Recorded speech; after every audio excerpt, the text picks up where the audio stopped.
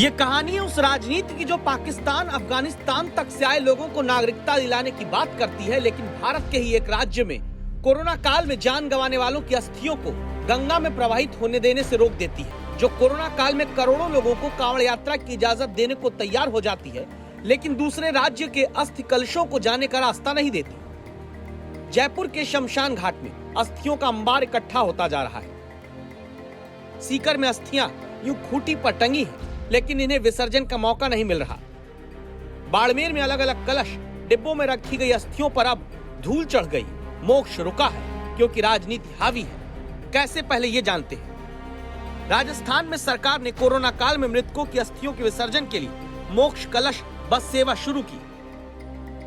राजस्थान से मृतकों को मोक्ष दिलाने के लिए उनकी अस्थियों को हरिद्वार में विसर्जन के लिए पहुंचाना था, लेकिन जयपुर समेत राजस्थान के कई जिलों के शमशान घाटों में, मटकी में, डिब्बे में, कलश में उन गरीब लोगों की अस्थियां अब तक अटकी हैं, जिनका जीवन कोरोना काल में खत्म हुआ। गरीब परिवार अपने निजी साधन से हरिद्वार तक नहीं जा सकती। राजनीति ने आत्मा की मुक्ति को भी अटका दिया। बिल्कुल, बस नहीं जाने से भी लोग परेशान हैं।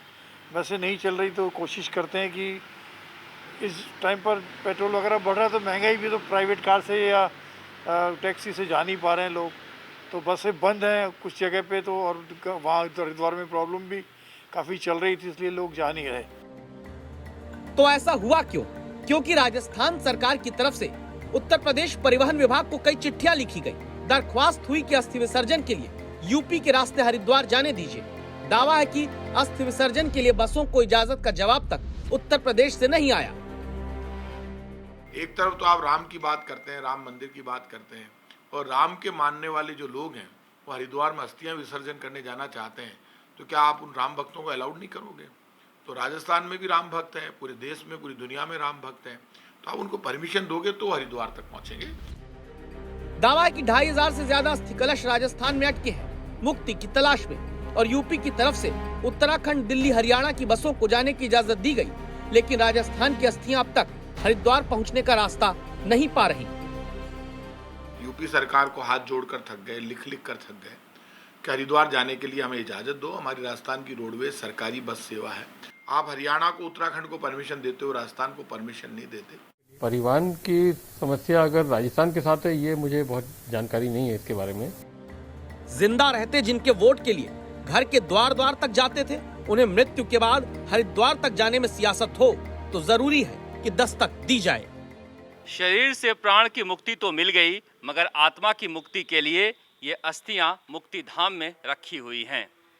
इन्हें गंगा में विसर्जित किया जाना है, मगर जीते जी इंसान सियासत से दो चार होते ही रहता है। अब मरने के बाद भी उनकी अस्थियां भी सियासत से दो चार हो रही हैं। राजस्थान सरकार ने राहत तो दे दी, मगर जब तक उत्तर प्रदेश सरकार इजाज़त नहीं देगी, बसें इन अस्थियों को लेकर गंगा मैया तक नहीं पहुंच पाएंगी। कैमरामैन शर्मा के साथ शरद कुमार, जयपुर आज तक।